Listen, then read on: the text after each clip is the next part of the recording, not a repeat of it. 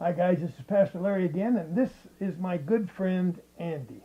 Andy's the man I told you about many times in some of my teachings that doesn't just live this process of talking to God for himself, but he's trained and raised his family, allowing Jesus. As a matter of fact, it's Andy's family that's given me the idea that I've been talking about for years. That if you let Jesus raise your kids, it takes a lot of the work out of raising children. And Andy and his family have proven that.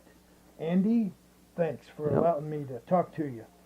What did Lori think about your wife when you brought this whole process home? You picked up the information at a Mhm. men's meeting, and then you brought it home. How did you acquaint Lori with it? And tell me a little bit what went on.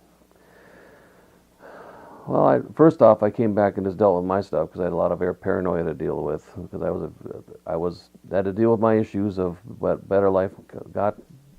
The more paranoid I felt, Yep. God helped me through that. So I started actually experiencing it for myself, and then it was when after I got through that, then I was able to start introducing it to the family because I had some confidence in it because it was So you also worked brand with new. it for a while. I had For worked you. with it, yeah. And I think the best advice I can get everyone looking back is the best to help you give other people is just to you be at peace Amen.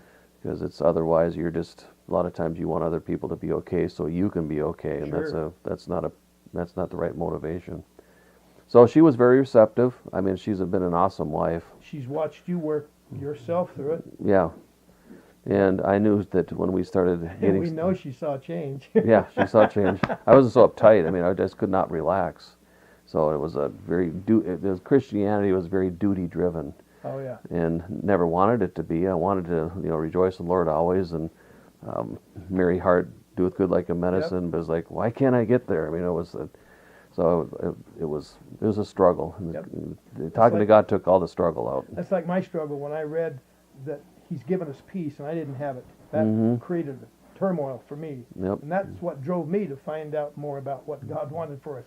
Let me ask you, how did you acquaint your children? Your children were, I'm going to say 79, 5 plus 6 would be 11? 11, 14, 15, somewhere around there. I was getting a little fuzzy So on the dates, but you had a young teenager hmm and 11-year-old and a 5-year-old, hmm a young 5-year-old. yeah. So how did you acquaint your children with this whole concept of talking to God, getting Him to give you answers? Well, it was so real to me, and I was getting answers, and I still had plenty of answers at that point to get myself, but I knew that there was a process. I spent a lot of time, like at work, things would stir me up, and I'd go run into the bathroom and just talk to God. And I think it was, just as a side note, I think one of the things that happened is that one of my coworkers, the one who works for me, he turned around one day at work and he just looked at me and says, "What are you doing?" And I said, "What do you mean?" He goes, "You're not uptight anymore. You're peaceful." And so he was just like an open door to share it. So I started recognizing I was making change, but I started to get so much. I enjoyed that after I got through that first issue with my uber paranoia. When God helped me with that, just being always so intense, I could never enjoy life. The better it got, the worse I felt, and He helped me get answers for that. I was so sold on what He had given me at that men's meeting when you were sharing that God said, "Every time I speak to you, you change." And it's just like the fireworks revelations went off in my head, showed me every time He spoke in my life, I changed. So why live a life trying so hard to make life okay, finally hurting so much it's beyond you? Open up your heart. He speaks to you and you get this. That's what He showed me. I would just get to the point where I would finally call out to Him, and every time I did, He'd rush right in and give me this truth. So just live with the heart open. Don't Sure. live till wait. Why just not live with Him all the time instead of just when it just gets beyond you? Yeah. And so as out of that confidence, I just have one speed. So out of this confidence I was getting, I just started sharing it with the kids, and because they're kids, they had to listen, I guess, and I recognized it was real big in me. And I knew when you get to the place where the kids are peaceful, because you'd shared something I think at I think it was that meeting about kids don't want to fight. They Right. want to have a peace in the home, and that just spoke to me because you'd ask a kid why they fight, and they say I don't know, and I saw that. I recognized that growing up with my sister fighting with her. I didn't know why I did. I hated it, didn't want to do it, And so, because that's what first things I started doing with the kids. I'd ask, "Why are you fighting?" They say, "I don't know." I says, "I know who does. Let's take it to God and find out." And literally, we could go down the road and not have them fight in the back seat anymore. They could actually be talking and laughing with each other, and just you could see how God was changing and dealing with all the junk that hadn't been bottled up all those years. They quit fighting about whose knees were touching others. Yeah, and all don't that not stuff, touching huh? you, not touching you. Isn't that something? Yeah, Dylan, he would I was learning too, because Dylan, he said he'd always have to sleep with the light on, and I'd tell him, well, God never sleeps, his angel sleeps or slumbers. What do you? Nothing to be concerned about. There's nothing under your bed. And then God said, well, you need to help him. Duh. So I recognize I'm teaching him to go upstairs and stuff his feelings and not feel them, and that's a wrong way to teach a child. So I helped him through God, why you show him why he's afraid, and he got truth. He went back to bed, and I forgot about it. And a couple of days later, he comes down and says, "Dad, it's so awesome to be able to sleep with the light off," just because he had heard the Sure, truth. He heard the truth from Yeah. from truth. I could give him truth from the Bible, but he needed to hear something from God, and that's He what needed to changed have him. that experience. And that's what I want to teach my kids, to have an experience, because he'll always be Dad. We're never going to be. Sure. We always have a father. Amen. Always dependent. Amen. Has God, in your process of seeking truth from God, you've probably made decisions or wanted to make decisions, and you've gone to God, He's given the answer. Has that answer ever not lined up with your spouse? Oh, well, yeah. We started.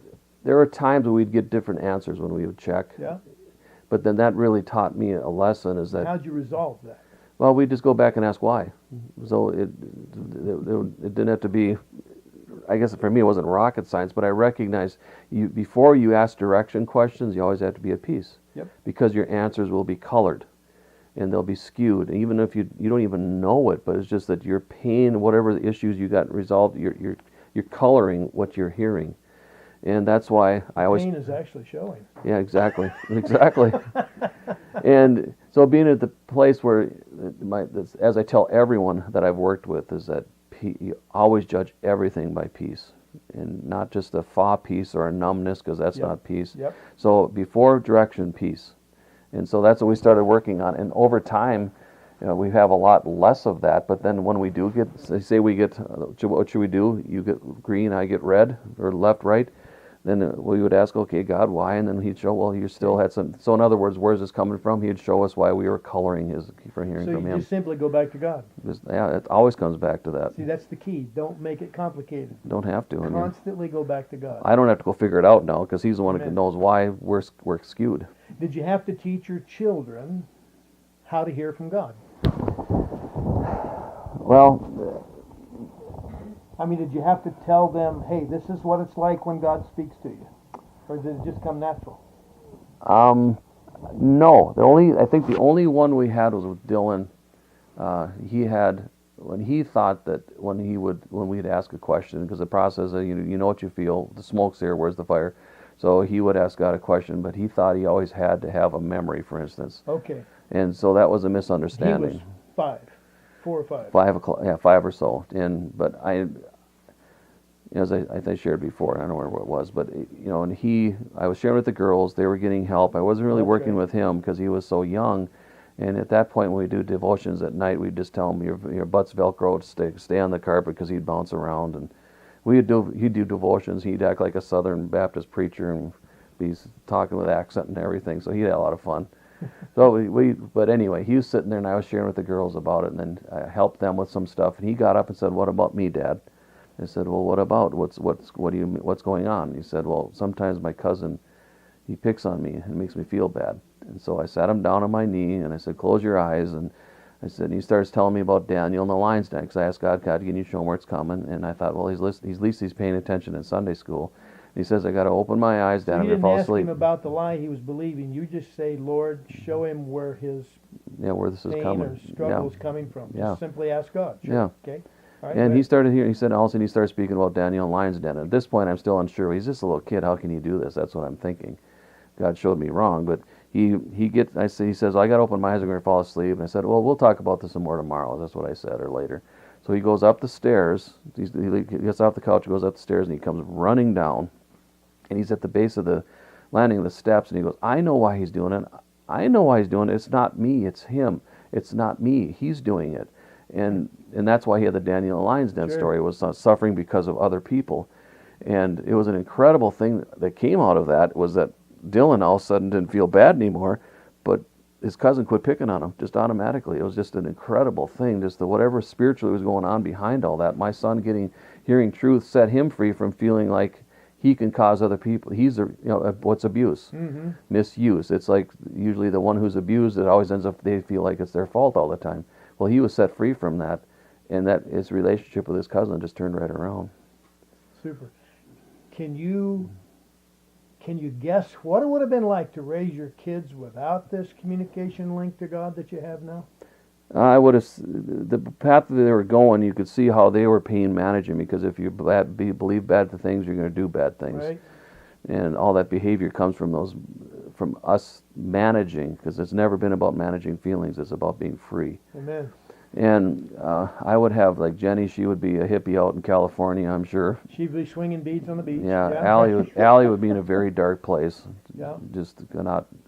And Dylan, oh, he would be probably on Ritalin or something like that.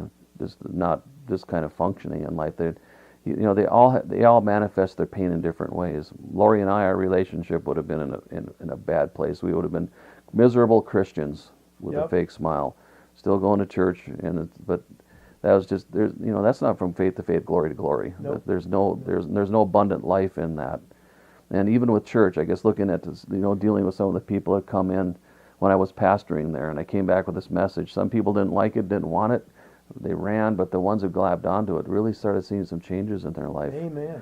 And I think the biggest thing I saw with them as far as parenting is just live the process in front of them. And that means that, like when my kids would see me uptight, furrowed eyebrow, they'd say, "Did I make you upset?" I would say, "No, it's impossible. You can't do that." So there's something in me, you might have triggered it, which I thank you if that's the case, but this means I can deal with it. So I would work the process right in front of them. I'd say, "I'll be back in a minute," and I'd come back, because that's part of the rules of engagement we had created with the families, that we can tell each other, maybe we have to go to our corners or whatever the case, but we'd always come back and share what God shared. We didn't have to do all the stuff what got us to that place, Right. through what God, why am I this way?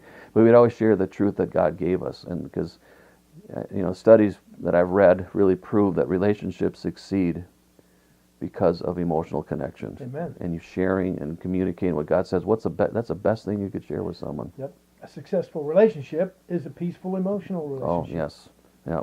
A tormented relationship is not a good thing. And Lori and I, and our kids, we would have been ships passing in the night. The kids would have come home out of obligation and then run out of the house as soon as they could.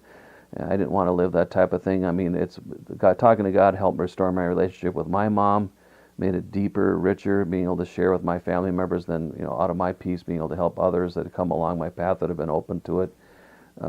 It's just like going forward with a message, bringing rest to helping people get to this place of restoration. You're not judging them for the bad places they are. Yep. Hearing from God, you can hear the pain that they're in, and your heart just rises up, and like, oh, I know what that's like. I've been there, and it's not like a judgment. You're bad. It's like, man, there's answers. God's got truth for you. So God has made your ministry more dynamic as well. Yes, and it's awesome to have a church full of people that talk to God. I mean, Amen. and it's there. When I go minister in other churches at times, and this is new to them, it's like a old dog, new dish type of thing. Yep. And just the freedom that you can have to be able to minister to people that really understand is that there is freedom available here if you'll just humble yourself, Amen. Amen. listen, and Amen. hear what God has to say. All right. Thank you, sir. Mm-hmm. Appreciate the time in your Yeah. home here. Yep. Bless you. Thank you. Well, friends, I hope you enjoyed my interview with my good friend Andy. Hope there were some things in there you picked up, some nuggets you've learned. There's a man who's living this thing. There's a man who's taught his church. There's a man who's taught his family, even down to the youngest, how to talk to God, how to get answers, how to resolve issues. I'm telling you what, friends, this is a real thing. and Pastor Andy is living it out. And I want you to know you can live it out too. You can learn the same thing. You can walk in his footsteps, if you will, and let your kids gain the benefit of having a personal relationship with Jesus, even as young as 2, 3, or 4. I've got interviews coming that's going to thrill you when you hear what other young couples are doing to bring children into the reality of Jesus Christ being their Lord and Savior, and allowing them to communicate with God to get answers to the most basic questions and resolving issues and arguments between siblings. I mean, it's wonderful. I'm so excited about it. I hope you are. Stay tuned. Please subscribe if this is blessing you. Get a hold of me if you have questions. Don't be afraid. My website, LarryLowe.com. I'll see you again next week. Bless you.